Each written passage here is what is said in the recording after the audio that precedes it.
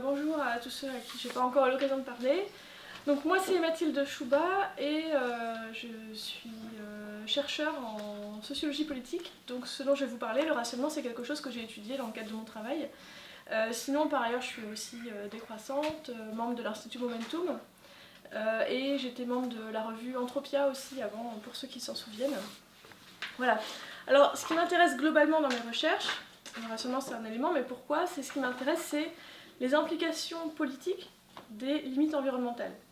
On a des limites écologiques qui forment des contraintes diverses pour pouvoir vivre sur Terre. Ce qui m'intéresse, c'est si on prend au sérieux ces limites, qu'est-ce que ça implique, qu'est-ce que ça pourrait impliquer pour notre organisation politique et sociale. Donc comment faire pour les transposer, s'inscrire dedans, vivre avec ces limites environnementales. Et le rationnement, c'est une des réponses possibles. T'es déjà venu, toi?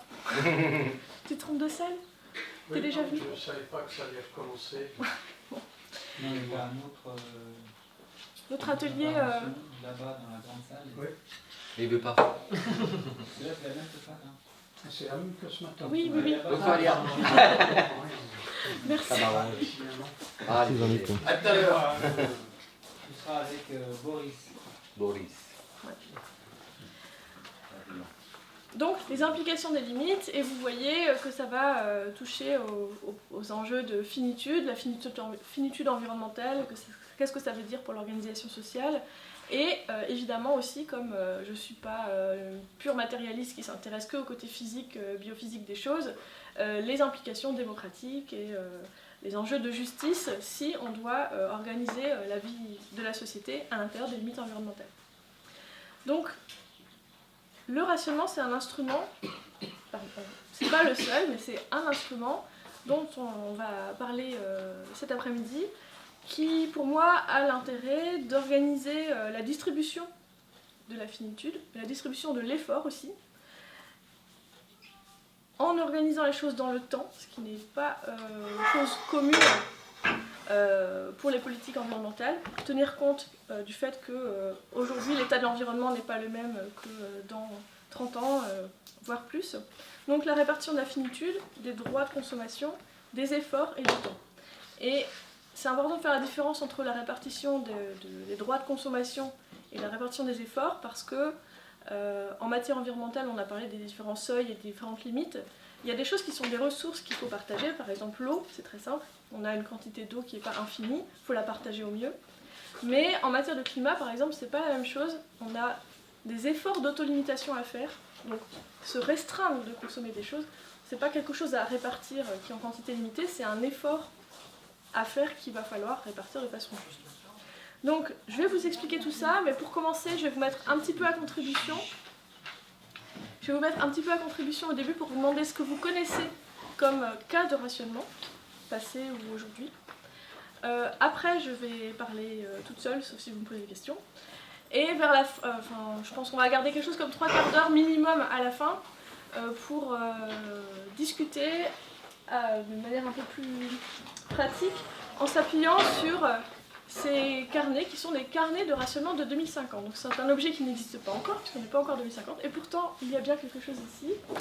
Et ça vous permettra deux choses, de voir déjà quel est le mode de vie, vraiment au niveau des pratiques quotidiennes, combien de kilomètres, combien de viande, combien d'utilisation d'eau on peut avoir. Donc quel est le mode de vie dans les pratiques quotidiennes qui est compatible avec un réchauffement limité à 2 degrés. Qu'est-ce que ça veut vraiment dire? Et aussi, du coup, comment on organise ça collectivement pour que les efforts ne soient pas uniquement individuels. Ça sera la fin, et donc je reprends. On va commencer, je vais commencer en vous demandant ce que vous connaissez comme expérience de rationnement du passé ou d'aujourd'hui, puisqu'il y a aussi aujourd'hui encore en cours des politiques de rationnement. Et à partir de là, on verra qu'il y a diverses formes et diverses raisons pour le faire. Puis ça me permet de savoir aussi ce que vous connaissez déjà. Je commence. Pendant la Seconde Guerre mondiale, le ticket de rationnement de la Seconde Guerre mondiale, oui. Après le rationnement des voyages, tu vois, les gens qui vont faire qui vont dans la Lune, il faut rationner. Ça, combien ou dans un Ah, sous-marin, là, toi. d'accord. Ah, Oui, il dit ça. qui ont une quantité de... Ce qui existe. Ce qui existe. Ce qui fait Ça existe. résistance. Sur un bateau, ils doivent rationner. On appelle ça même la ration. Oui. Soit l'armée, ou la ration. Donc, t'as raison, c'est pas une politique publique de rationnement, comme, Ouais, mais c'est pour, mais c'est intéressant parce que pour c'est des occasions de ça, la oui, ça vie existe. où les gens sont contraints par ce qu'ils embarquent ou en bateau, etc. L'arrosage en ce moment dans certaines régions. Parce qu'il y a la canicule ou la sécheresse, on demande de limiter, mais tu vois, par rapport au rationnement de la Seconde Guerre mondiale, il y a déjà une grosse différence, c'est que si on arrose quand même, voilà. Et la quantité que chacun a droit, elle n'est pas fixée en fait. Ouais. On demande à chacun de faire des efforts, mais on ne dit pas de combien. Il y a les taxes sur le tabac qui, dont le but c'est de limiter en fait la consommation du produit tabac. Oui, mais si tu as beaucoup d'argent, tu peux acheter quand même plein de clopes. Ouais. Donc c'est pas tout à fait pareil. C'est une politique de limitation, mais par le prix, alors que là les quotas c'est par la quantité. Donc c'est un cousin, mais je ne mettrai pas dans le rationnement. Mais c'est intéressant parce que la plupart du temps, c'est le réflexe des gens qui fabriquent les politiques publiques, c'est plutôt de fonctionner avec des taxes. C'est une anecdote avec Winston Churchill qui, après la Seconde Guerre mondiale, demandait ce que mangeait un Anglais normalement. Il avait apporté une assiette, un plateau qu'il avait mangé. C'est quand même pas mal, hein, pour une journée. Non, personne n'avait osé lui dire que c'était pour une semaine. Ils ont beaucoup souffert de rationnement, les Anglais. Ah bah ouais. On va en parler du rationnement des Anglais. Ils ont crevé de faim, littéralement. Comme les Allemands. Les Français aussi. Tu veux peut-être Moi, qu'on évoque les quotas pas d'émissions rationné de beaucoup, gaz à effet de serre, mais c'est rien. Moi, je l'étais, moi. Non, alors t'as raison, tu parles des quotas européens de carbone. Nationaux, ouais. Alors il y a les quotas européens de carbone, c'est vraiment une politique où les entreprises reçoivent leurs quotas et doivent s'y tenir. Mais c'est pas très contraignant en effet parce qu'ils sont distribués avec largesse et en plus même si ce large quota qui est attribué aux entreprises est dépassé, elles peuvent, est épuisé, elles peuvent en racheter aux autres. Et il y a aussi deux mécanismes qui s'appellent des échappatoires qui sont faire des politiques propres à l'étranger ou dans les pays d'Europe de l'Est pour avoir le droit d'émettre plus en Europe. Mais ça c'est intéressant de le mentionner parce que quota de carbone, la plupart du temps, on pense à ça parce que c'est la politique de quota de carbone qui a existé avec énormément de défauts. Est-ce que les quotas laitiers, ça peut être considéré comme une forme de rationnement de la production? Alors, tu as raison de faire remarquer, c'est la production. Donc là, c'est encore une autre catégorie. C'est pas un rationnement de la consommation, c'est un rationnement de la production. Les quotas de pêche, à la rigueur, ça ressemblerait plus à de la consommation parce qu'on a un stock de ressources qu'il faut se partager. Ça ressemble plus à un rationnement de la Seconde Guerre mondiale, par exemple. Mais les quotas de lait s'imposent que indirectement en fait au producteur. Et il a intérêt, pour ne pas dépasser son quota, à ne pas augmenter son cheptel. C'est pas qu'on lui... Et du coup je trouve que c'est pas tout à fait pareil qu'un quota qui s'applique sur le producteur. Là, c'est un quota qui s'applique sur le collecteur, lequel après dit au producteur, sois nettoyé. En tout cas, c'est bien une limitation de la production. Quelqu'un dans l'atelier précédent avait parlé du fait que les pays exportateurs de pétrole de l'OPEP s'arrangent pour ne pas dépasser un certain niveau de production chacun. Et en fait, pareil que pour les quotas laitiers, l'enjeu c'est de garder un prix raisonnable. Et en fait, ça ressemble un peu à une entente commerciale, une entente de producteurs. On a tous intérêt à ne pas inonder le marché, donc on va s'organiser. Mais il ne s'agit pas de limiter la consommation. Vous avez pensé à d'autres moments? Oui? Pendant la Deuxième Guerre mondiale, j'ai peu de souvenirs, mais j'en ai quand même. Mais aussi après l'armistice, pendant de longues années. Pour ce qui concerne le ménage où j'étais, quoi. De longues années. Oui. Le rationnement. Oui, il y a eu le rationnement du pain, notamment, c'est celui qui a duré le plus longtemps. Pain, enfin de tout. De tout. Alimentation, essence et habillement. Les fruits, il habillement. n'y avait pas de fruits exotiques, ou c'était pas du tout. Alors, je vous disais qu'il y a encore des expériences de rationnement en cours, enfin des politiques de rationnement encore à appliquer aujourd'hui. Est-ce que vous avez une idée de où? En France? Électricité. Pas en France. Non, moi je pensais à l'électricité quand il y a trop de consommation et qu'il coupe certaines parties du réseau. Ouais, là c'est un peu comme avec l'eau. C'est un peu comme l'eau pour en période de sécheresse. C'est alimentaire ou? C'est alimentaire et ça existe depuis 62. Celui que Ah ouais. je vous propose de C'est chercher. Ah, mais Ouais. trouvé. Cuba 62, ça fait penser au Le Cuba. Ah, le Cuba. C'est à Cuba. Voilà. Tu pensais à quoi? Cuba. Ouais, mais... Ah non, c'est elle qui l'a. Oui. C'est- Non, enfin, il y a Ah, plusieurs c'est- personnes. Il y a quand même C'est quoi un alors bémol, c'est qu'à force de vivre l'enfance avec des rationnements, Aussi fait. on continue sa vie de vivre en faisant très très très attention. Et on se retrouve décroissant. Oui, Voilà. d'office, on n'en a pas besoin. Hein, vous savez. Non, Je mais... trouve bizarre que, moi par exemple, je trouve bizarre qu'on achète 2 pommes, il y a un sachet, on achète 2 bananes, il y a un sachet. Il y avait les coopérateurs de Lorraine, ils avaient des journaux, hop, ils faisaient un cornet en vitesse et on partait avec la marchandise, quoi. Il n'y avait pas de sachet, ça n'existait pas. On ne touchait pas les légumes, on ne touchait rien. Il ne fallait rien toucher. Il n'y avait déjà pas grand-chose, mais il fallait surtout rien toucher. S'ils touchaient les légumes, ils les prenaient avec les mains. Alors qu'est-ce qu'il y a comme rationnement au Cuba? Alors, rationnement à Cuba. Là, c'est encore un autre système. Le rationnement à Cuba, c'est une politique pour permettre que les produits de base soient accessibles à un prix très bas. Donc, ils sont subventionnés. Mais le pays ne peut pas se permettre de subventionner la production, le prix de tous les haricots qui vont être vendus dans le pays, tout le sucre, toute l'huile, etc. Donc bon, je vous dis le haricot, le sucre et l'huile, je crois qu'il y a 6 ou 7 produits, la viande aussi.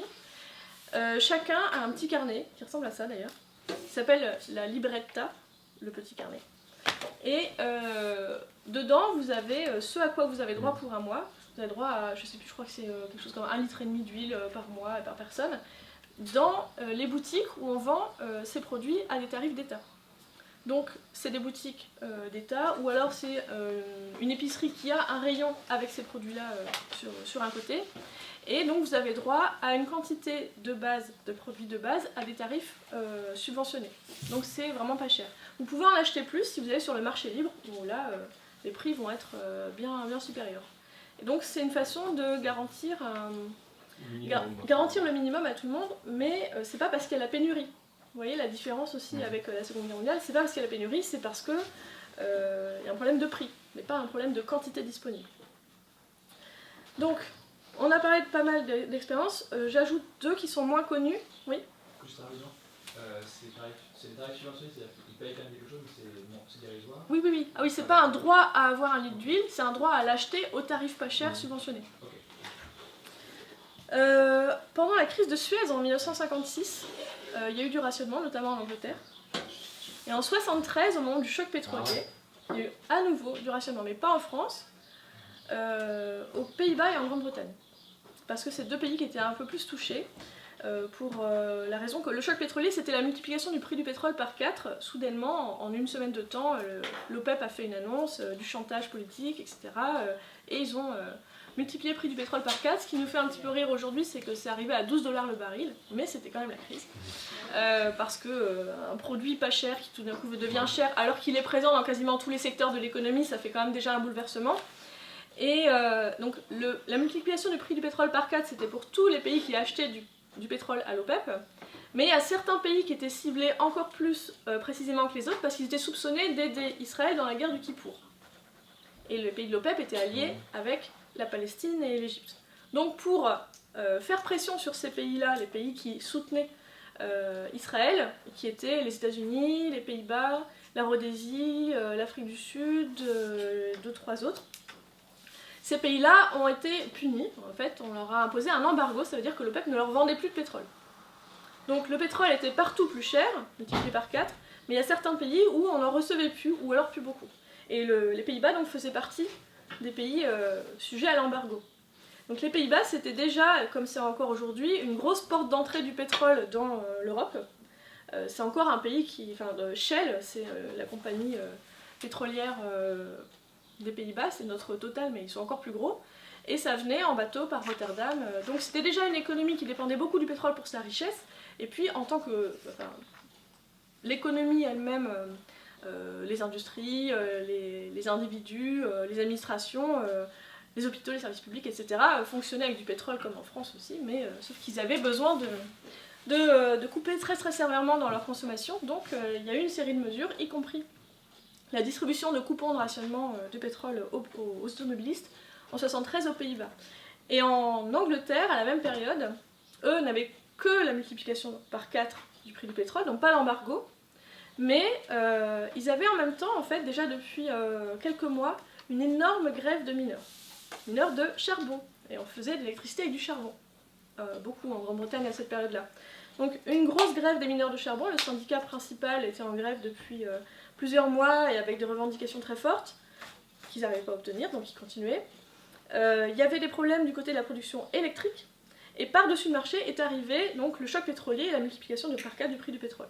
Donc ça a été un choc, une énorme crise avec déclaration d'état d'urgence et une série de mesures dont le rationnement très très vite, avec 20 litres d'essence par automobiliste et par semaine. Et je le dis en passant parce que c'est pas le sujet du rationnement, mais c'est intéressant d'une perspective de décroissance, c'est que ça n'a pas suffi. Ils ont aussi fait des coupures d'électricité programmées qui étaient annoncées à l'avance, donc les gens avaient les bougies qui étaient prêtes.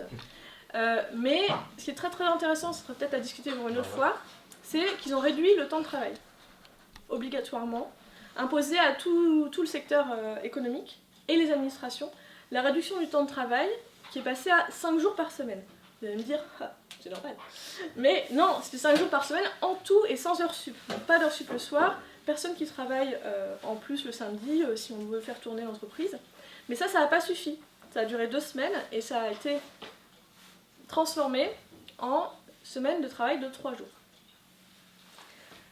Donc l'enjeu, vous comprenez, c'était que comme la quantité d'énergie disponible était nettement diminuée, ce qu'il fallait, c'était éviter qu'à un moment on se retrouve à sec et que les entreprises doivent fermer. Donc faire tourner tout le monde au ralenti, c'est ce qui a été préféré, plutôt que prendre le risque de fermeture définitive. Donc faire tourner tout le monde au ralenti avec seulement 3 jours d'ouverture de tous les secteurs économiques du pays pendant la semaine, seulement 3 jours. Il y avait juste une exception pour les activités commerciales de vente alimentaire. Mais production alimentaire, parce que l'horticulture, maraîchage, agriculture, on ne fait pas en 3 jours. Ça ne se fait pas. Enfin, c'est surtout l'industrie et les commerces. Surtout. Alors, j'ai pas été voir du côté des fermes, les hôpitaux, oui, les services d'urgence, oui, ambulance, hôpital, pompiers, police. C'est probablement à l'armée. Il y avait une exception, mais la fabrication vous parlez d'alimentation, même mettre en conserve l'alimentation, ce genre de choses, ça devait tourner au ralenti. Ce qui est intéressant aussi, c'est que quand même, ils ont réussi à augmenter la productivité, parce que du coup, ils n'ont pas perdu autant que 2 sur 5. Et la baisse des salaires aussi. Au prorata ou pas? Baisse des salaires au prorata, donc si de 5 à 3... Non, on place 40%. Ouais. Oui. Il y a eu en 1956 aussi des tickets d'essence en France, au moment du canal de Suez. Et ça s'est fait en 8 jours. Hein. On allait chercher, moi j'avais une mobilette, je me rendais à mon travail, l'employeur avait mis un bus, 10 km, et moi il me restait 10 km à faire en mobilette. Et on avait juste, hein, ils donnaient des tickets pour aller chercher de l'essence, y compris à ceux qui travaillaient. Mais l'employeur, il avait mis un bus pour limiter le rationnement. Gratuit, le bus était gratuit. Bah ça, on pourra en parler à la fin parce que c'est le genre de choses qui va au-delà de la ration est forcément calculée sur l'individu. Mais il y a des façons de faire pour rendre les choses moins contraignantes à l'échelle collective si on met en commun certaines choses. Mais ouais. Il y a eu en 2008 en Allemagne, ils avaient un système spécifique. Je crois qu'il faut que vous parliez plus fort. Pardon. En Allemagne, en 2008, ils avaient un système pour éviter la mise au chômage des gens. Il y avait des subventions et donc des baisses de salaire, mais pas au prorata. C'était un peu moins difficile pour les gens que ça. Mais bon, c'était une manière de répondre à la crise économique. Voilà. Pas du rationnement, mais presque rationnement du chômage, on va dire presque. C'est intéressant. Voilà, donc la semaine de travail de 3 jours, Oui, t'as une question? Vas-y. Oui, en fait, non, je voulais juste dire que par rapport à cette crise de 73 en Angleterre, ça a été très fortement perçu, et notamment c'est le début du livre de Schumacher, Good Work. C'est l'auteur de Small is Beautiful, mais il a aussi écrit un livre, Good Work, dont le titre n'est pas traduit en français d'ailleurs, qui porte sur le bon travail. Qu'est-ce que faire un bon travail? Et donc au début de ce livre, il parle de la crise du pétrole et comment ça a modifié la conception de l'industrie aussi. Et il est notamment à l'origine des groupes intermédiaires de technologie intermédiaire, c'est-à-dire plus petites que les grosses industries. Donc c'est intéressant le lien à l'énergie. D'accord, bah merci, je sais pas. C'est Thatcher qui fait le pouvoir en ce moment. Bah non. Non, pas encore. Mais justement. Non. Parce que donc toute cette crise avec les syndicats de mineurs plus le choc pétrolier, ça a produit les bouleversements que je vous décris, donc c'était quand même assez fort. En plus je crois qu'il y avait aussi la grève des ramassages de poubelles, enfin, donc on bossait moins, les enfants allaient quand même à l'école 5 jours par semaine, mais les parents étaient à la maison 2 jours de plus que d'habitude. Et les programmes de la BBC étaient coupés le soir à 10h, il y avait 2 chaînes de télé qui alternaient, donc c'était quand même très présent, très visible pour beaucoup de gens, mais le sentiment populaire, on peut dire, qui en ressortait, c'était plutôt une critique du syndicat de mineurs, parce qu'ils exigeaient trop, ils faisaient trop pression sur le parti travailliste, etc. Mais pas du tout une critique de la façon dont le gouvernement y a répondu en faisant le rationnement, les coupures d'électricité et le passage à la semaine de 3 jours. Ça non. Donc c'est aussi intéressant à signaler pour dire quelque chose qui va se retrouver dans la plupart des exemples historiques de politiques contraignantes, c'est que l'acceptation d'une contrainte va énormément dépendre de la légitimité et de la confiance que l'on accorde à l'autorité qui le met en place. Donc ça c'est super important en vue des éventuelles politiques futures, c'est que plus le gouvernement est illégitime et moins on en a confiance et moins il a de pouvoir pour organiser ce genre de choses. Parce que le pouvoir c'est pas juste avoir l'armée et la police et l'administration qui fait des amendes, c'est aussi un pouvoir de légitimité et de conviction politique. Et donc là le fait que le gouvernement était perçu comme faisant du mieux qu'il pouvait dans une situation déjà hyper difficile, et en préservant l'équité, parce qu'on aurait pu aussi dire on n'a pas beaucoup d'énergie, ben on va la vendre très cher et on verra bien qui la prend. Ça aurait été complètement d'autres principes, et pas des principes de justice, mais des principes de marché libre. Donc le fait qu'il ait répondu par ces mesures de restriction collective et partagée de la consommation d'énergie, ça n'a pas été mis en cause. En revanche, la pression qu'avaient réussi à faire les mineurs de charbon, ça a évidemment donné lieu au succès du parti conservateur et de Margaret Thatcher, qui a réglé les choses assez vite quand elle a été élue, je crois, en 79. Et qui a restreint très très fortement le pouvoir des syndicats. Voilà, comme ça, ils n'avaient pas recommencé. Est-ce que vous pensez, en parlant de gouvernance légitime, vous pensez qu'aujourd'hui, avec le montée des mouvements entre guillemets populistes, enfin du moins contestataires, notamment au niveau des pays, mais aussi envers l'Europe elle-même, l'Union elle-même, vous pensez que ces politiques auraient moins de chances d'aboutir aujourd'hui?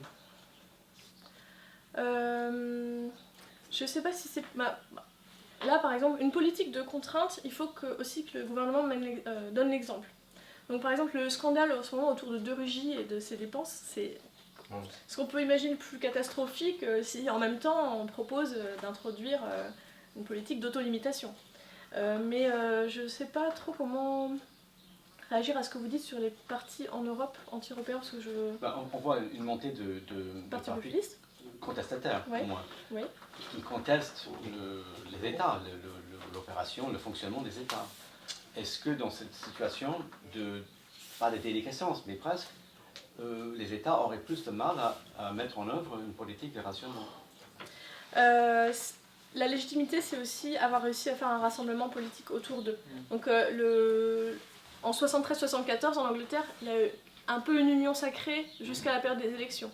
Et ça, c'est important aussi. Pareil, pendant les périodes de guerre, on suspend un petit peu les rivalités politiques, parce que sinon tout pourrait être cassé par un parti qui dirait « Non mais moi je vous propose un système bien mieux, où on va pas faire d'efforts, on va consommer autant qu'on veut, des promesses de ce genre, c'est très destructeur dans les périodes comme ça. Qu'est-ce que c'est qu'un parti populiste? Alors, vous êtes sûr que vous voulez qu'on parle de ça? Non, mais là, c'était parce que j'avais pas bien compris la question sur les partis contestataires et je dis populiste. Je parlais d'aujourd'hui. Hein. Oui. Yes. Aujourd'hui, ce qui fait aussi que l'État est moins fort et a moins les moyens, enfin fort, je ne vous parle pas d'un État autoritaire quand je dis un État fort, c'est un État qui a les moyens de faire des politiques en partie impopulaires. Le fait que par exemple il y a beaucoup de secteurs de l'économie qui étaient privatisés, ça fait déjà des moyens en moins. Et ça, plus la légitimité, ça fait quand même qu'on est dans une situation plus délicate que dans les années 60, je dis ça très très franchement. D'accord, c'était le sens de ma question. D'accord, bon, ok. Il y a la légitimité. Ouais, l'acceptation de se faire, d'avoir une frustration de ne pas avoir quelque chose, elle est peut-être plus forte aujourd'hui qu'elle ne l'était il y a 40 ans. Accepter aujourd'hui la frustration, c'est plus fort? Je pense que c'est... Non, c'est moins fort. Ah d'accord, oui. Alors, faut quand même qu'on parle un peu du rationnement en Grande-Bretagne avant que je continue parce que... Ça a duré combien de temps pour dire un peu? En Grande-Bretagne? Ouais, toute cette... En 73 ouais. 73-74, ça commence en novembre, c'est là que l'OPEP fait sa déclaration. Fin novembre, et ça se termine, l'OPEP lève l'embargo, je crois que c'est le 6 avril. En tout cas, si c'est pas avril, c'est mars, mais bon voilà. Ça dure donc de fin novembre à début mars ou début avril. Et les élections en Grande-Bretagne, c'est en mars. Le rationnement du pétrole aux Pays-Bas, ça s'arrête. Oui, ça fait quand même 5-6 mois où l'organisation est complètement chamboulée. Je m'intéresse au rationnement depuis 2005 et cette semaine de 3 jours à 5 jours, j'ai découvert il y a 3 ans. Moi, je me rappelle seulement des voitures qui roulaient plus sur les autoroutes. Oui, ça c'est un de mes trucs préférés, c'est ça qui marque. Qu'on fait les Pays-Bas et l'Allemagne et les Autrichiens. C'est en réponse au choc pétrolier, c'est interdire les déplacements en voiture individuelle le dimanche. Donc ça, c'est pas une ration, parce qu'une ration, vous avez votre part et vous faites ce que vous voulez avec. Mais c'est ce qui a été mis avant aux Pays-Bas. On a d'abord fait les Autolose Zondag, les dimanches sans voiture, parce que c'est quelque chose qui est hyper facile à annoncer, et je crois que ça a été annoncé 4 jours avant le premier dimanche. C'est très très simple, il n'y a pas besoin de distribuer des carnets, de faire une infrastructure, de comptabiliser ce qu'on a, etc. C'est très très très simple. Et donc, même chose, il y avait une exception pour la police, les pompiers, les ambulances, mais donc dimanche sans voiture. Et j'ai des collections de photos d'autoroutes vides que j'adore. Ou des autoroutes vides avec des gens qui sont en vélo, ou avec leurs chiens, ou qui font un pique-nique, enfin, génial. Voilà. Et nous, pendant ce temps-là, en France, on fait la gueule, parce que c'est vrai, hein, les journaux français... Au moment du choc pétrolier, c'est la crise, c'est la pénurie, on n'a plus d'essence, alors qu'aux Pays-Bas, en Allemagne, vous voyez peut-être comment... Est-ce que certains d'entre vous sont déjà allés à la journée sans voiture, la fête de la musique en Belgique? La journée sans voiture en Belgique. Journée sans voiture en France, au début c'était journée sans voiture, après journée sans ma voiture, et puis journée de la mobilité, enfin bon, donc on s'en rend même plus compte. Il n'y a rien de spécial, à part que les tickets de métro peuvent être à 10 centimes moins chers, mais dans les premiers temps, c'était plutôt une journée où on essaye de faire autrement. Et en Belgique, à Bruxelles, le centre-ville est bloqué comme pendant le fête de la musique. Donc il y a la plupart des rues du centre qui sont interdites à la voiture. Et donc les gens organisent des choses dans cet espace public libéré. Et c'est comme ça qu'ont été vécus les premiers dimanches sans voiture en Allemagne, Pays-Bas, etc. Il y a des photos de chorales d'enfants en vélo sur le Kurfürstendamm, donc l'avenue principale de Berlin. Voilà, les pique-niques, les chorales, c'est vraiment pas du tout pareil que la façon dont ça a été perçu en France. C'est très bien accepté, on parlait des Anglais. Le premier exemple, quand je vous ai demandé les exemples du rationnement que vous connaissiez, le premier exemple que vous avez cité, c'est la Seconde Guerre mondiale. C'est normal, c'est la dernière période où nous, en France, on l'a traversée. Et on en a gardé un très mauvais souvenir. Et il y a de bonnes raisons pour ça, c'est que déjà... En fait, l'économie de guerre, elle occupe beaucoup de ressources et beaucoup d'hommes. Donc, on prend dans tous les secteurs productifs, y compris les secteurs de production alimentaire, on prend des moyens et des gens qu'on va affecter à autre chose. Soit ils vont devenir soldats, soit ils vont être dans les usines d'armement, soit ils vont être dans l'organisation des transports de troupes, etc. En tout cas, ils ne pourront plus être occupés à produire de l'alimentation. Donc, une partie de la pénurie alimentaire de la guerre vient du fait que l'économie se réorganise vers le secteur prioritaire de la défense. Mais il y a une autre raison pour laquelle on avait des pénuries en France pendant la Seconde Guerre mondiale, c'est le fait que l'Allemagne a commencé à un moment à réquisitionner de la nourriture et à l'exporter vers l'Allemagne. Donc il y a eu des trains et des trains de patates et de nourriture française qui ont été emmenés vers l'Allemagne, donc la pénurie était encore plus forte, et cette fois-ci même plus pour une bonne raison, pour dire vite, mais parce que l'occupant se servait sur la victime. Donc ça, plus le fait que l'organisation administrative en France, et donc l'organisation, on appelait ça le ravitaillement, l'organisation du ravitaillement, elle était faite par le gouvernement français, mais avec une très forte influence de l'occupant allemand. Donc c'était, quand je vous parlais du côté légitime et la confiance qu'on accorde aux autorités, on ne pouvait pas faire pire. Et c'est très très différent en fait de la façon dont ça a été vécu en Grande-Bretagne. Et c'est intéressant de comparer parce que si on se place dans une perspective où on pourrait avoir un nouveau recours à ce type de politique pour partager les efforts, faut voir ce que ça peut être, et c'est pas nécessairement comme pendant la Seconde Guerre mondiale en France. En Grande-Bretagne, aujourd'hui, quand vous parlez du rationnement, ça évoque des sentiments presque aussi positifs que quand on parle de la résistance en France. Pourquoi ? Parce que 2 semaines après la déclaration de guerre de la Grande-Bretagne, le gouvernement a annoncé qu'ils allaient mettre en place le rationnement du pétrole. Ça a surpris personne parce qu'il y avait déjà eu ça avec la crise de Suez, il y avait déjà eu ça pendant la Première Guerre mondiale, et c'était normal de donner à l'armée tout le pétrole dont elle avait besoin pour faire face à l'ennemi, et du coup que la société se serre la ceinture, la société civile se serre la ceinture pour son armée, pour la défense. Mais en plus de ça, il y a eu un moment où l'Allemagne a organisé le blocus maritime, qui était en fait une série de sous-marins allemands qui étaient stationnés dans la Manche et qui visaient, qui torpillaient les bateaux qui venaient pour ravitailler le pays. Et l'Angleterre était déjà très dépendante des importations. C'était déjà une économie très mondialisée, donc mondialisation égale fragilité, hein, ça je ne vous l'apprends pas. Et donc leur ravitaillement a été fortement attaqué, et donc il y a plein de nourriture et de pétrole qui ont coulé dans la Manche à cause des bateaux allemands. Et puis bon, ils n'avaient pas en envoyé au casse-pipe non plus, donc il y a eu beaucoup moins de ravitaillement qui a pu venir par la mer. Donc la pénurie, elle venait de là aussi. Et donc la réaction de la société britannique, ça a été de faire le rationnement de la nourriture, en plus du pétrole, et de l'habillement, mais pas avec l'idée que c'était illégitime et que les Allemands nous l'imposaient. Les Allemands nous imposent de faire quelque chose parce que nous devons consommer moins. Mais nous, société britannique, on décide de partager ce qu'on a avec le système le plus égalitaire qu'on puisse trouver, qui est que chacun aura droit à la même part. Et la façon dont le rationnement est encore raconté dans le rationnement, et puis plein de choses, les Victory Gardens, c'est le fait de transformer les jardins publics en jardins potagers, la Women Land Army, l'armée de terre des femmes, c'était les femmes qui allaient travailler dans les fermes. Alors, il y a toute une série de mesures qui mobilisaient la société civile et qui n'étaient pas des vacances, hein, c'était vraiment difficile dans certains cas. Toutes ces mesures-là, elles sont décrites comme un moment de pulling together, donc on se serre les coudes ensemble. Et on se serre les coudes, et pendant cette période, les inégalités sociales sont presque suspendues, parce que c'est pas parce qu'on est plus riche qu'on s'en sort mieux. Et ça, c'était hyper important aussi pour la légitimité et l'acceptation de cette contrainte.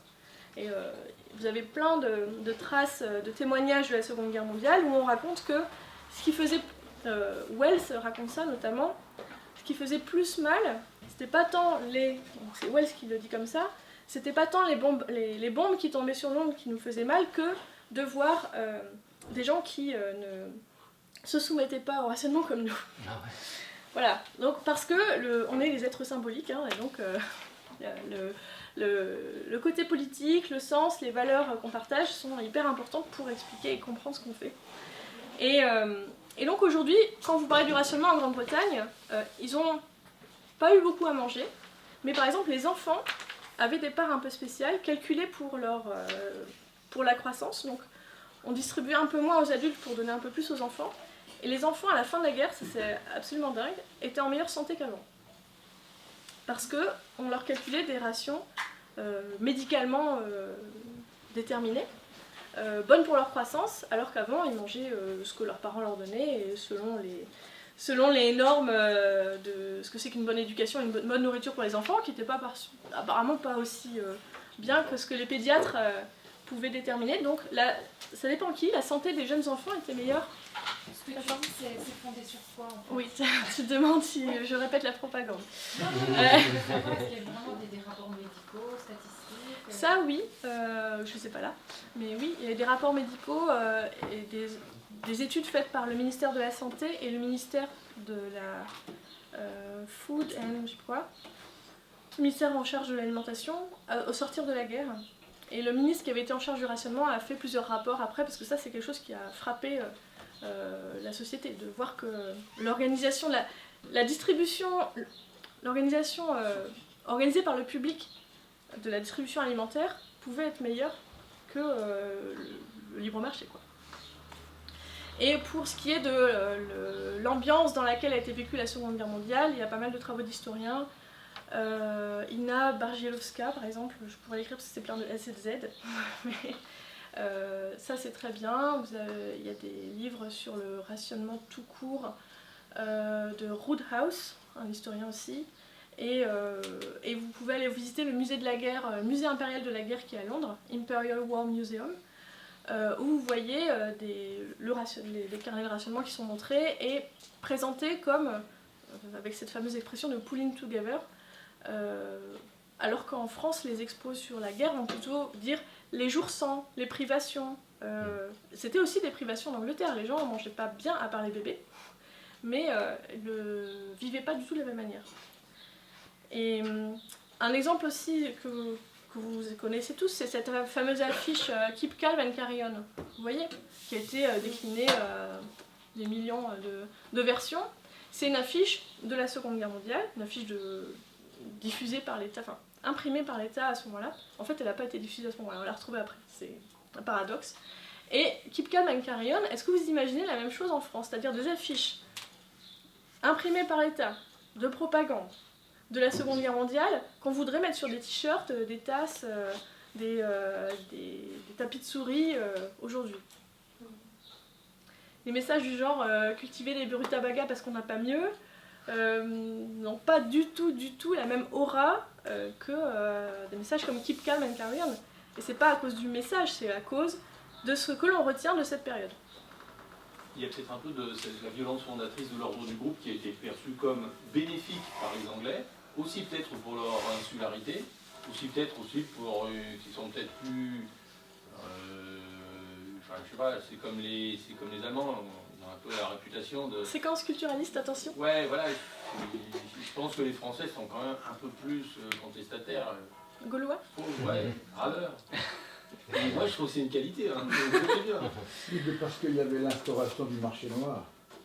Bah, il y avait du marché noir en Grande-Bretagne aussi, mais était perçu. En France, faire du marché noir, c'était faire un pied de nez à l'occupant. Voilà. En Grande-Bretagne, c'était pas ça. C'était se défiler devant un effort collectif.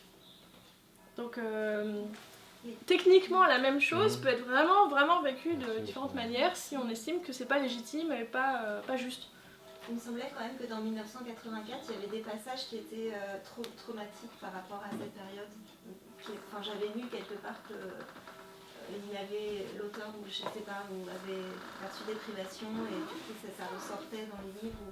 Enfin, il y avait quelque chose de plus... Alors, je sais pas à quel passage tu fais référence, mais c'est clair que pendant la guerre, on pouvait percevoir ce qu'aurait pu... Enfin, il y avait des sociétés qui réagissaient à la pénurie d'une façon différente, et Orwell avait aussi regardé ce qu'avaient fait les autres pays européens. En fait. Donc je sais pas si les exemples dont il parle, c'est en Angleterre, ça se passait relativement bien, enfin du mieux possible. J'ai pas dit que c'était... Mais ça se passait du mieux possible, mais on sentait que organiser autrement, ça aurait pu être politiquement beaucoup plus dur. Aussi, c'est par rapport aux autres pays. Mais par exemple, en Allemagne, les rations n'étaient pas les mêmes pour les femmes de militaires et les autres femmes. Et là, il n'y a aucune raison comme faire des parts spéciales pour les enfants. C'est pas des raisons physiologiques, c'est vraiment des raisons politiques. C'est pour dire que ces femmes-là, c'est des meilleures citoyennes allemandes que les autres. Et donc ça, par exemple, c'était aussi assez... ça a fait des tensions assez fortes. Comment tu perçois le traité de Versailles dans tout ça? Ah non. Il y a des fois, il y a des gens qui se donnent... Enfin, je préfère pas répondre à ça parce qu'on va partir encore dans une très longue discussion. Donc, pourquoi le rationnement, ça peut être intéressant dans une perspective de décroissance. Pour moi, je vous disais, c'était une institution de distribution de la finitude, de l'effort et aussi du temps pour la transition écologique. Il y a vraiment un élément important, c'est le fait d'organiser la coordination des efforts d'autolimitation. Parce que là, on a vu des exemples de rationnement où on avait un problème de pénurie. Donc, il y a une ressource, il n'y en a pas assez pour tout le monde, et donc, plutôt que de laisser faire le marché, il y a le politique qui vient s'imposer dans le marché, reprendre le droit qui lui avait été donné, reprendre le rôle qui lui avait été donné d'organiser la distribution et la répartition et la détermination des prix. Et c'est le collectif, le politique, qui dit, bon là, on est en crise, c'est plus possible de laisser faire la loi de l'offre et la demande, on va réinstaurer de la décision politique et du collectif dans tout ça. Donc, du coup, c'est très interventionniste. Et pour faire ça, il faut être fort aussi, comme je disais, politiquement. Pendant la Première Guerre mondiale en France, bon, ce souvenir-là a été complètement effacé par celui de la Deuxième, mais à Paris, il y a eu des réclamations populaires du rationnement parce que le gouvernement ne voulait pas le faire. Hein, parce que ça veut dire, les gens voyaient passer des tombereaux de charbon, mais ne pouvaient pas en avoir eux, et comment ça se fait? Parce qu'il était vendu cher à d'autres. Donc c'est ça qui se passe quand il y a la pénurie sans le rationnement. Et ça a été, donc, il y a eu assez tardivement, en 1917 seulement, le rationnement du charbon, mais ça s'est poursuivi avec, ça s'est étendu à d'autres domaines de la consommation courante, et il y a eu des épiceries municipales. Donc un peu comme ce que je racontais sur Cuba, il y a eu des épiceries municipales, donc tenues par des fonctionnaires de la municipalité, pour vendre des produits pas chers aux Parisiens, et des boucheries municipales qui faisaient la viande aussi. Alors les épiceries municipales, si ça vous intéresse, ça s'appelle les baraques Villegrain, Villegrain du nom de l'élu qui avait mis ça en place, et il y a plusieurs personnes qui se sont demandé à la fin pourquoi on ne pourrait pas fonctionner comme ça, même en temps de paix. Est-ce qu'on a besoin d'être en temps de guerre pour trouver que c'est intéressant que les besoins de base soient organisés et fournis par autre chose que le marché? Voilà, et puis on a décidé que non. Mais voilà, quand je parle d'intervention de l'État dans l'économie ou d'intervention du politique dans l'économie, vous voyez jusqu'où ça peut aller potentiellement. C'est pas forcément juste pendant la crise. Les périodes de crise, c'est des moments où on expérimente des choses et des fois on se dit que ça pourrait être bien plus tard. Donc, organiser les efforts d'autolimitation et la coordination des efforts, c'est intéressant quand on a une pénurie, mais nous, ce qu'on a comme gros enjeu devant nous, c'est pas juste des pénuries en matière écologique, c'est aussi un besoin de s'autolimiter en pétrole alors qu'on en a trop. D'accord? Donc là, on n'a pas une ressource à distribuer, on a quelque part une marge de manœuvre limitée. On peut encore brûler un peu de pétrole sans bousiller la planète, mais cette marge est assez restreinte. Michel parlait de ce matin de la différence entre le plancher et le plafond. C'est dans cet espace-là, on peut aussi le représenter sous forme de gaz à effet de serre autorisé. Et donc c'est pas du tout la même chose, parce qu'on n'a pas, on peut le transposer en disant c'est de l'énergie qu'on va pas devoir consommer, mais en réalité c'est plutôt des gaz à effet de serre qu'il faut pas émettre. Donc il va falloir s'auto-limiter et coordonner les efforts. Parce que quand on a une pénurie de ressources, il faut faire en sorte que tout le monde ait la même part, mais coordonner les efforts pour un enjeu climatique, là vous voyez peut-être venir, c'est qu'il ne faudra pas juste s'organiser au niveau de la municipalité de Paris ou au niveau de la France occupée, mais la seule échelle valable en matière de climat, c'est la planète. Donc, alors un gouvernement international, c'est pas du tout ce qui peut arriver. En revanche, à l'échelle nationale, on a déjà signé des engagements type protocole de Kyoto, et il y a déjà des objectifs signés depuis longtemps par la plupart des pays industriels pour réduire les émissions de gaz à effet de serre. Et pour réduire les émissions de gaz à effet de serre d'un pays, on peut faire des taxes en espérant que les gens achètent moins de pétrole. Mais là, avec les gilets jaunes, on peut dire que cette option-là est grillée pour un moment. Et en plus, il y a beaucoup de reproches à lui faire sur le plan social. Mais les quotas, c'est une option qui a été envisagée en Grande-Bretagne, justement dans une période un peu comme nous, juste après une crise type gilets jaunes. Donc c'était sous le gouvernement Blair et Brown, Tony Blair et Gordon Brown, donc à partir de 2004 jusqu'à 2008, il y a eu des discussions très sérieuses au sein du ministère de l'Environnement et du gouvernement pour mettre en place un système de quotas individuels de carbone pour les individus. Et ce carnet-là, il a été fait en 2009 en Angleterre en écho à ça. Les quotas individuels de carbone des Britanniques, c'était rationner les consommations d'énergie primaire plus les billets d'avion. Donc les consommations d'énergie primaire des particuliers, des individus, c'est vos factures d'énergie pour la maison, donc électricité, fuel, gaz, plus l'essence pour la voiture, plus les billets d'avion. Donc là, on ne consomme pas de l'énergie, mais c'est une quantité de gaz à effet de serre tellement importante quand on prend l'avion que c'était justifié de l'inclure dans les consommations réglementées. Et donc, là, c'était dans un objectif climatique. Et c'est la première tentative de rationnement qui a été faite, non pas parce qu'il y a une pénurie, mais parce qu'il faut s'auto-limiter. C'est pas dans le même sens. Et on parlait de la Grande-Bretagne, le fait que ça soit apparu en Grande-Bretagne, c'est absolument pas un hasard, c'est directement lié au fait que ça n'a pas laissé le même souvenir dans ce pays que chez nous. Enfin, je pense que c'était très très peu réaliste que des élus de partis mainstream défendent une politique de rationnement en France, vu le dernier épisode qu'on a vécu. Donc, c'est des quotas qui donnaient droit à des consommations. Quand tu dis des discussions sérieuses, c'est Oui. allé jusqu'où en fait? Le ministère de l'Environnement, donc plusieurs ministres de l'Environnement successifs, entre 2004 et 2008, ont inscrit ça. Alors d'abord, c'était 10 idées nouvelles pour renouveler le débat sur le climat, ou 10 politiques nouvelles pour renouveler le débat, donc ça a commencé léger. Il y a eu un débat au Parlement. Après, c'est surtout David Miliband, comme ministre, qui a porté ça. Donc son discours annuel en tant que ministre a porté sur ça. Et il a mis des fonds publics pour payer des études de faisabilité, pour estimer qui seraient les perdants et les gagnants, comment il faudrait ajuster la part pour générer tels et tels effets sociaux, effets économiques. Ils ont payé des consultants, ils ont fait des groupes de travail, et puis en 2008 il y a eu la crise économique. Et toutes ces choses-là ont été suspendues. En fait, en réalité, le ministère de l'Environnement a dit, vu le prix actuel du carbone sur le marché du carbone, ça ne serait pas rentable, première raison, ce qui est assez bizarre parce que le prix du carbone est très artificiel. Deuxième raison, l'acceptabilité sociale n'est pas suffisante. Et troisième raison, vous allez rire, ce système est trop en avance sur son temps. Ça vous fait pas rire. Les deuxième et troisième arguments sont les mêmes.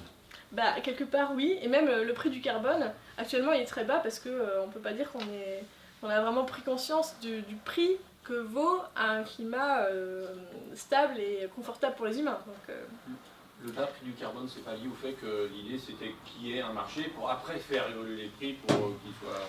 transformer tout en monnaie et après faire payer un... C'était pas un marché mais une bourse d'échange, Ouais. mais la bourse d'échange aurait été indépendante du prix du carbone européen. Donc bon, c'est pas pareil. Et l'acceptabilité, ce qui était un peu l'arnaque aussi à ce moment-là dans ce rapport, c'est que dans les rapports qu'ils avaient financés, notamment il y en avait un sur l'acceptabilité, ce rapport montrait que entre une taxe et des quotas, les gens qui avaient été interrogés, les focus group, les groupes citoyens, etc., préféraient des quotas. Mais entre rien du tout et on continue à vivre comme si on n'avait pas de problème avec le climat et on fait des quotas, là oui bien sûr, les gens préfèrent. Donc ça c'était un petit peu malhonnête, donc la conclusion du ministère c'était de dire bon alors nous on a financé des études qui arrivent à ces conclusions là, maintenant on arrête de financer, maintenant si vous les chercheurs vous arrivez à nous montrer qu'on a tort sur ces 3 conclusions, on voudra bien y revenir. Et les chercheurs ont fait des études, donc notamment à l'université d'Oxford, il y a une équipe qui bossait là-dessus depuis pas mal de temps, et des gens qui leur ont montré assez vite, dans des think tanks, et des chercheurs qui leur ont montré assez vite que l'histoire du prix du carbone ça allait pas, l'acceptabilité non plus, et en avance sur son tas c'est pas un argument qu'on peut retourner vraiment, donc on peut rien dire, mais en fait c'était ça c'est fini, il n'y a pas vraiment une fin, à un moment on dit on n'en veut pas et c'est tout, c'était on arrête de financer les études, c'est hyper intéressant, on va suivre ce que vous les chercheurs vous ferez avec vos propres moyens. Voilà. Et donc en 2008, avec la crise économique, ça fait que après ça, qui laissait encore une porte, enfin, qui laissait encore une occasion de revenir sur le sujet. Avec la crise économique, ça a été tous les sujets environnementaux en fait ont été remis à bien plus tard. Et en 2010, le gouvernement Brown et les travaillistes ont perdu les élections au profit de David Cameron. Donc donc maintenant le Parti vert britannique a la carte carbone comme une des politiques de son programme, mais c'est soutenu par des ONG,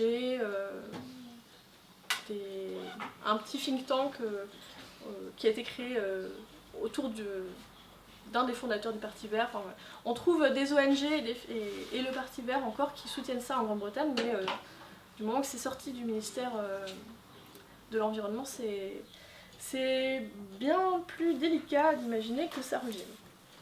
C'est une façon, finalement, la carte carbone, je parlais de l'échelle planétaire, qui est la seule raisonnable quand on parle de climat. L'échelle planétaire, on sait que pour ne pas dépasser 2 degrés, il faudrait ne pas dépasser tant de particules par million, entre 350 et 450, selon 2 ou 1,5 degré. Et qu'est-ce que ça veut dire pour chaque pays en budget carbone, c'est-à-dire ce que les pays peuvent s'autoriser à émettre dans la période d'ici 2050, on sait aussi décliner les chiffres. Ça dépend des émissions passées, parce que dans les négociations type conférence du climat, vous savez qu'on tient compte aussi des responsabilités passées des États pour déterminer les efforts qu'ils doivent faire. Et à l'échelle de la France ou à l'échelle de la Grande-Bretagne, ça donne un budget carbone. Vous savez peut-être qu'il existe déjà, il est déjà compté, mais la France essaie de suivre. En Grande-Bretagne, c'est pareil. Mais qu'est-ce que ça donnerait si on le transposait à l'échelon individuel? On a l'échelle de la nation, qui elle-même correspond à l'échelle planétaire. Si on le transpose au niveau individuel, c'est ça le principe de la carbone carb. Bonjour. Donc vous avez la déclinaison, en fait, en ayant votre quota à vous, vous avez une déclinaison de ce que veulent dire les limites planétaires, mais à l'échelle individuelle. Et ça, c'est aussi quelque chose de très très nouveau avec les quotas de carbone. Les enjeux environnementaux aujourd'hui, on le sait tous, il y en a qui sont visibles sous nos yeux, type Notre-Dame-des-Landes par exemple, si ça a été transformé en aéroport, on aurait pu voir directement les effets de la destruction écologique, mais vous savez aussi qu'il y en a beaucoup qui sont impalpables, insaisissables et même invisibles. Et le climat, c'est le pire de tous sur ces critères-là. Donc réussir à donner une existence aux limites environnementales dans notre société, il faut forcément en passer par une transposition un petit peu artificielle pour leur donner une réalité dans notre vie quotidienne. Et c'est un des points que j'ai trouvé intéressant dans cette idée de quota de carbone individuel, c'est que là au moins vous savez à quoi correspond la quantité de gaz à effet de serre qui correspond à une vie soutenable. En l'occurrence, je ne fais pas de spoiler, c'est 1,15 tonne de CO2 par personne et par an. Et qu'est-ce que ça veut dire un mode de vie compatible avec 1,5 tonne de CO2 par personne et par an? Ça, on pourra le voir avec ça, puisque vous avez toute une série de consommations quotidiennes évaluées en matière de carbone, et à la fin, ça ne doit pas dépasser ce à quoi vous avez droit pour une personne.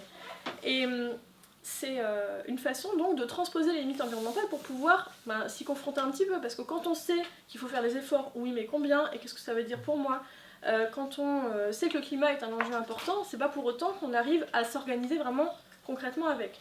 Et là-dessus, en fait, les quotas de carbone, c'était pas... Les références pour Blair et Brown, c'était Anthony Giddens, et qui à part a théorisé la troisième voie, mais a aussi fait un texte un livre sur le climat. Sinon, ce qui les intéressait là-dedans, c'était l'effet redistributif, et aussi le fait que ça soit pas une taxe. Donc, je vais vous parler de la taxe parce que c'est vraiment étonnant que ça arrive, qu'on en parle maintenant après la crise des Gilets jaunes. En Grande-Bretagne, en 2000, il y a eu une série de grosses manifestations de transporteurs routiers qui protestaient contre l'intention du gouvernement d'augmenter la taxe sur le pétrole. Haha. Sur l'intention, donc même chose que nous, on programmait une hausse de la taxe sur les carburants. Ça allait toucher en particulier les automobilistes, les chauffeurs de camions.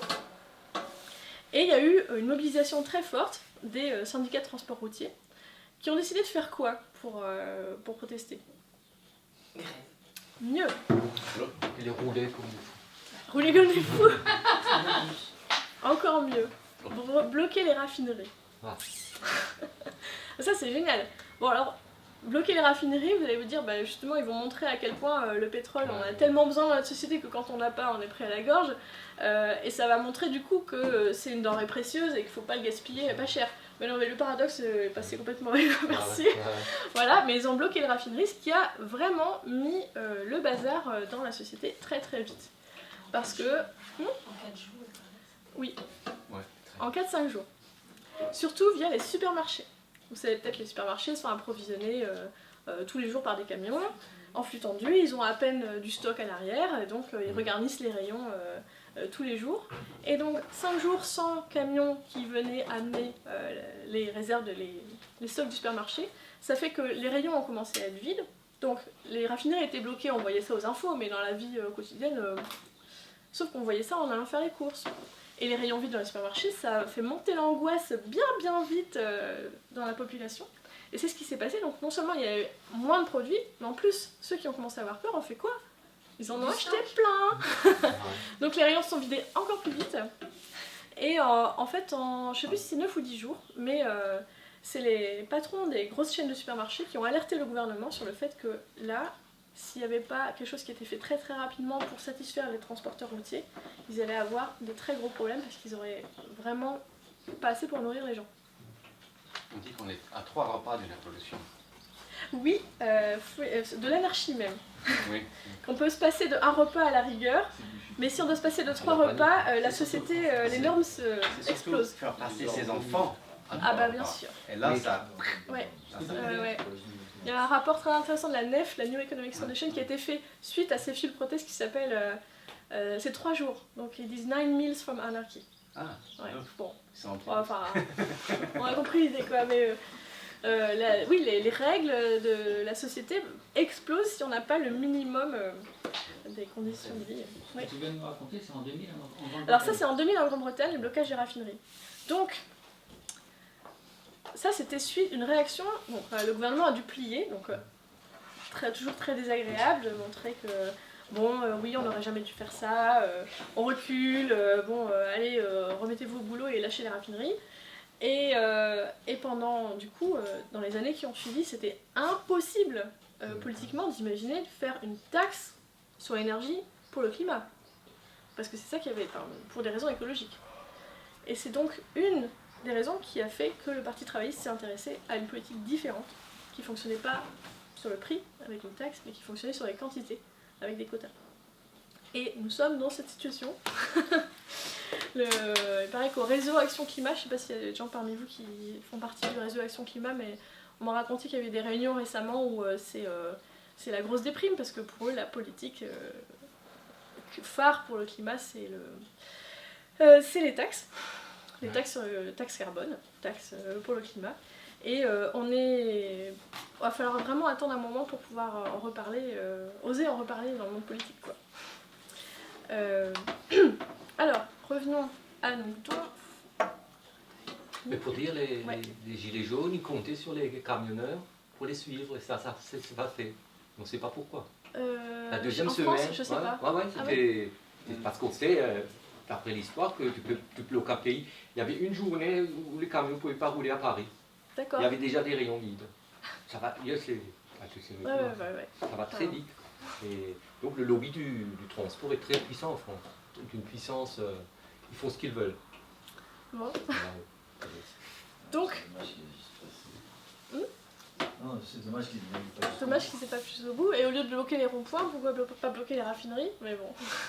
Ouais. Mais bon, faut un peu le moyen. Faut pas juste un gilet et être. Menace simplement. Et être, ça, bon.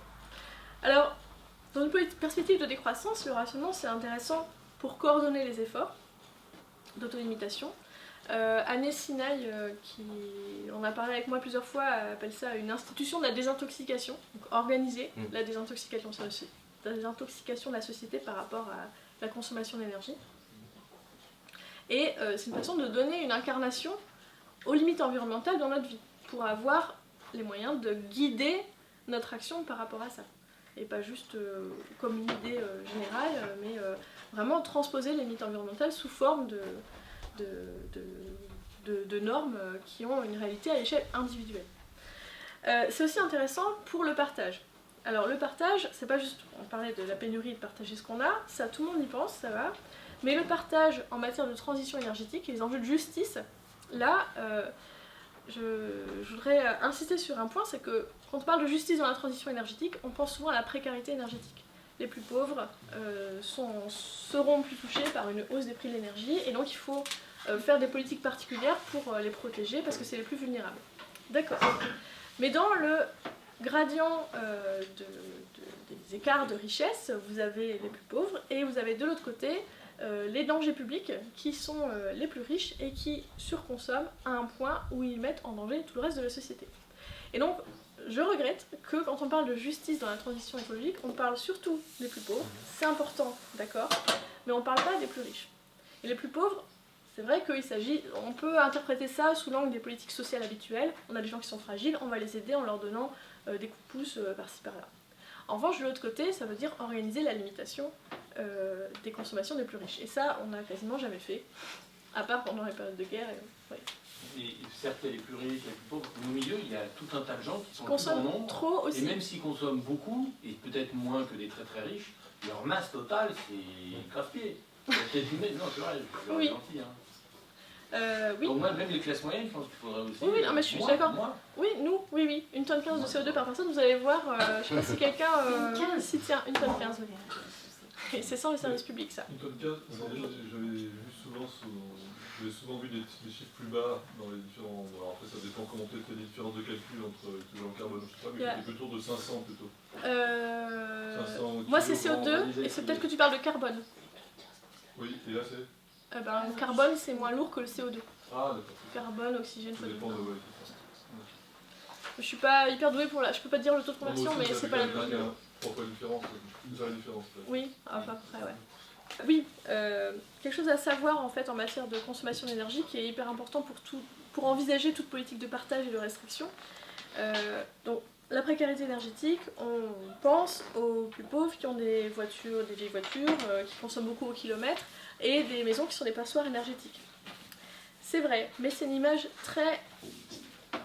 qui fausse vraiment franchement le débat, parce que même s'ils consacrent une part trop importante de leurs revenus à leurs achats d'énergie, leur voiture consomme beaucoup au kilomètre, mais elle fait nettement moins de kilomètres que les voitures les plus riches. Donc ça, je sais pas si c'est une surprise pour beaucoup de gens par ici, mais pour rappeler un peu les ordres de grandeur, quand on divise la population française, on range tout le monde du plus pauvre au plus riche, on prend les 20% les plus pauvres, les 20% les plus riches, les émissions de gaz à effet de serre entre les 20% les plus pauvres et les 20% les plus riches, c'est multiplié par 3,5.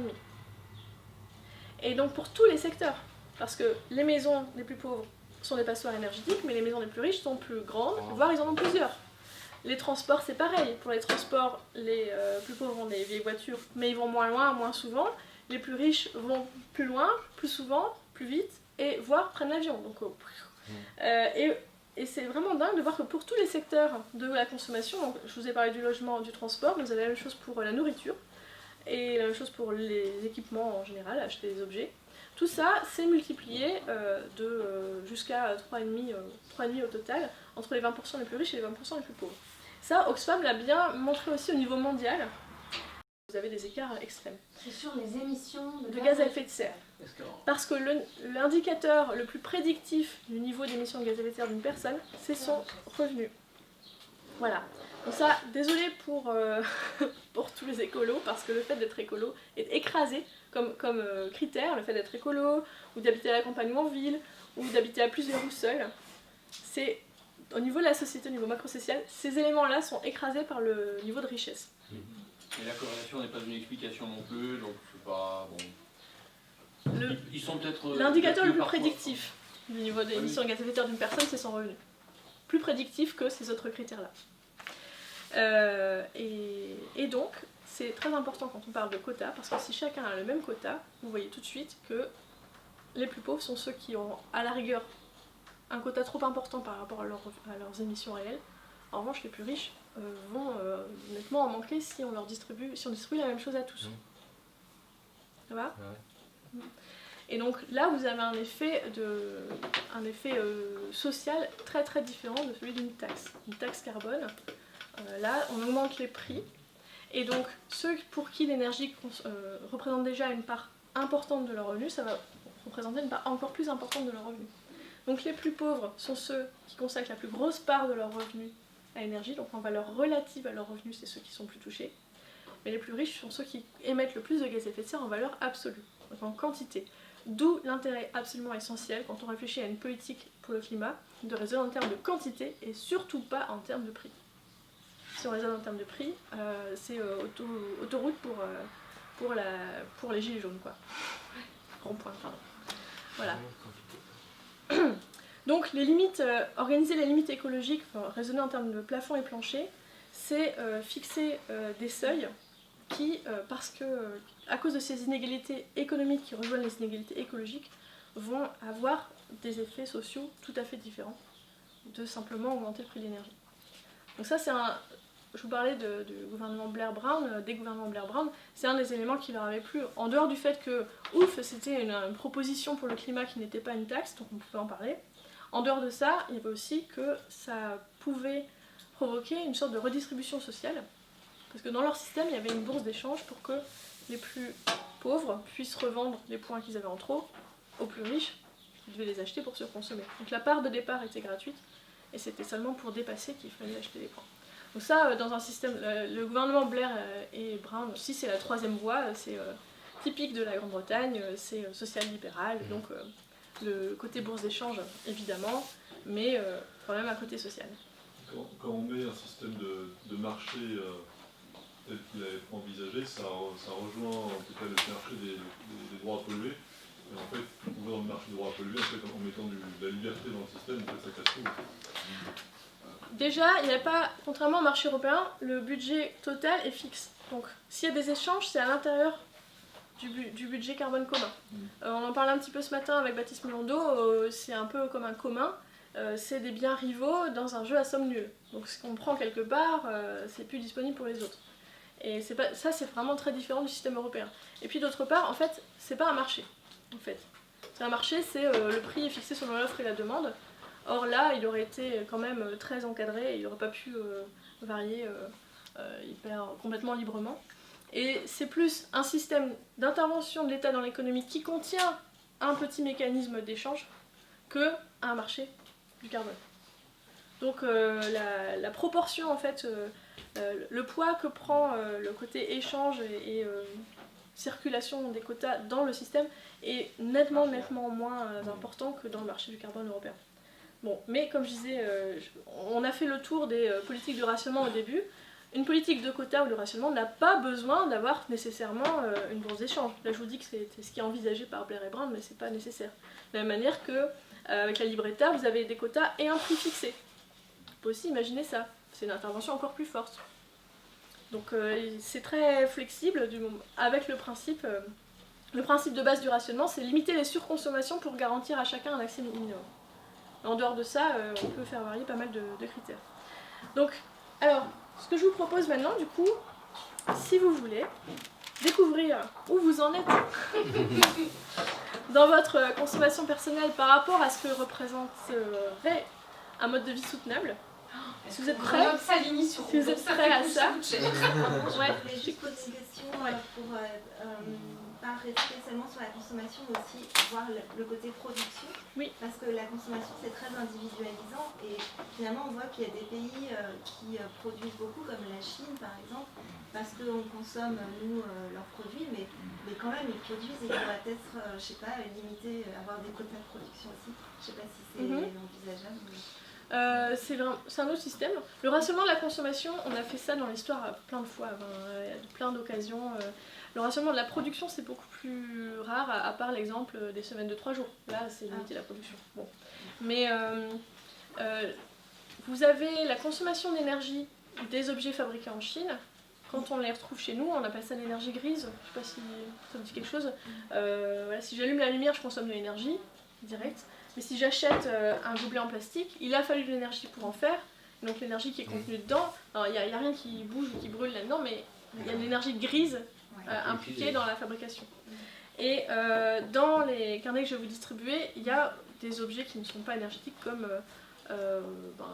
acheter un pantalon, manger 200 grammes de beurre. C'est pas de l'énergie au sens pétrole, gaz à effet de serre, c'est pas d'énergie directe, mais il y a de l'énergie impliquée dans la production de tout ça, donc l'énergie grise. Et donc c'est comptabilisé aussi. Dans celui-là, dans ça là. Mais aujourd'hui, on n'est pas capable, enfin, dans la société actuelle, on ne serait pas capable de mesurer de manière suffisamment fiable et juste, et c'est hyper important que ça soit accepté, on ne serait pas capable de mesurer suffisamment précisément la consommation de l'énergie grise qu'il y a dans un verre, et du coup réglementer des choses pour lesquelles on n'est pas bien sûr, c'est pas possible quoi. Donc dans la politique vraiment envisagée par Blair et Brown, c'était que l'énergie dans la maison, l'essence dans la voiture plus les billets d'avion. Mais dans ce que je vais vous donner là, c'est l'énergie grise parce qu'on est en 2050 et on suppose on suppose que c'est mieux, et en plus c'est plus réaliste par rapport à un mode de vie soutenable, c'est pas juste l'énergie directe, c'est un peu tout. Donc c'est des quotas individuels, mais ça fait partie de la question. Ce que je vous propose, c'est d'abord, j'explique puis je te le dis. Je vous propose d'abord je vous en passe un à tous, vous pouvez déjà regarder, vous allez vouloir savoir où vous en êtes par rapport à votre mode de vie à vous. Et ensuite, ce que je propose qu'on fasse, c'est de discuter de ce qui pourrait être fait pour dépasser le côté individuel de ça.